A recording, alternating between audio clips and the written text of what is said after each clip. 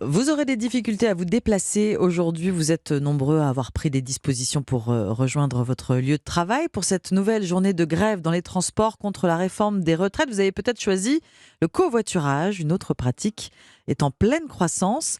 Eh bien, c'est celle de l'autopartage. Vous en parlez ce matin avec votre invité Alexandre Nicolas Frasi de l'Association des acteurs de l'autopartage. Bonjour Nicolas Frasi. Bonjour Alexandre. Alors je vous propose déjà de nous éclaircir les idées. Quand on parle d'autopartage, effectivement, on ne parle pas de covoiturage. Quelle est la différence ?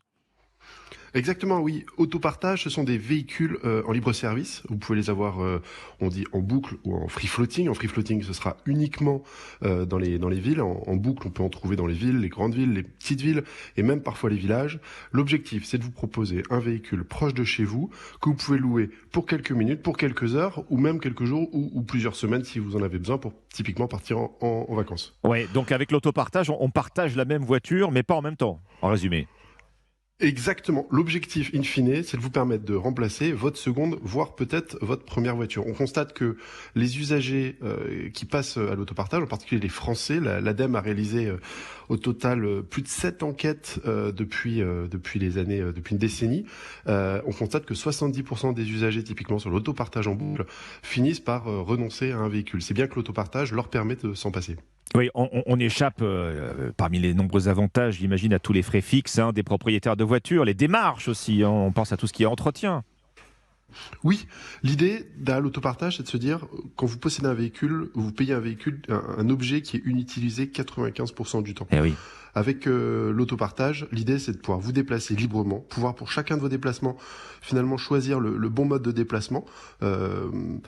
Et pour autant sans posséder de voiture qui, elle, finalement engage beaucoup de coûts fixes. En premier lieu, acheter le véhicule et tout ce qui vient avec. Nicolas Frasi, vous représentez avec votre association les plateformes d'autopartage. Elles ont enregistré une hausse des réservations au mois de janvier pour la première journée de grève, jusqu'à 60%, je crois. Il y a un effet grève pour expliquer le développement de l'autopartage ?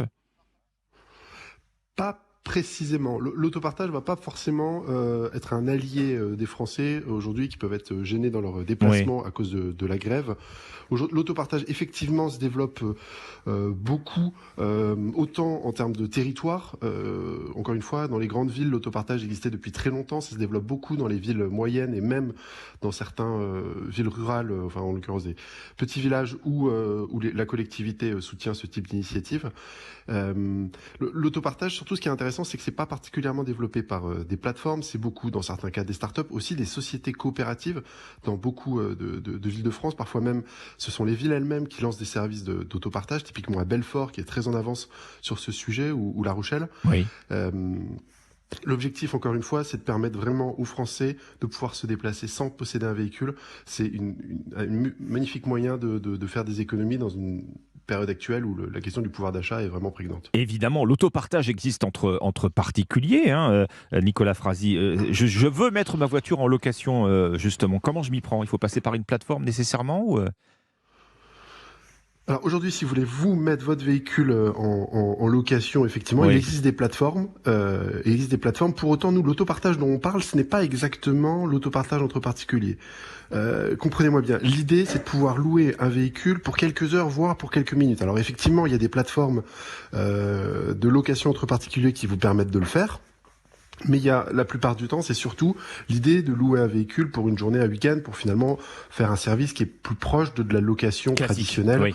qui vous permet de partir en vacances. L'autopartage, c'est bien pouvoir louer un véhicule une fois, peut-être 2 fois par semaine même, pour peut-être aller à un rendez-vous professionnel alors que sinon vous êtes en télétravail, pour aller emmener vos enfants, par exemple, à une activité sportive ou vous-même vous rendre à un lieu de loisir.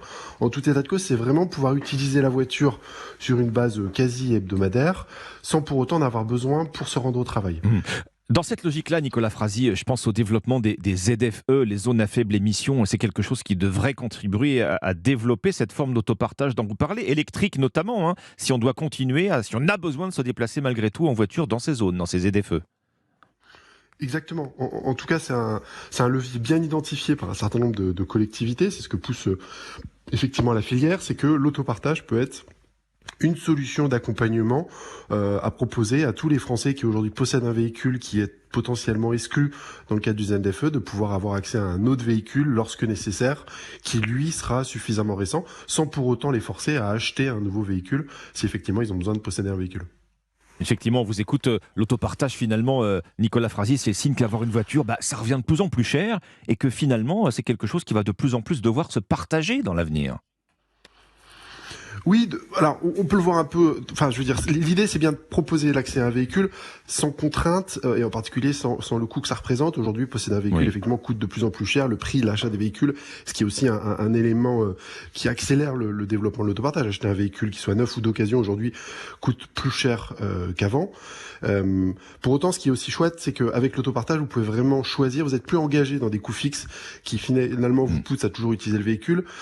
Quand vous possédez l'autopartage, quand vous passez à l'autopartage, finalement, le train, dans une certaine mesure, coûte un peu moins cher au sens où vous êtes plus engagé dans des dépenses significatives que vous avez déjà mis dans votre véhicule et que vous devez assumer.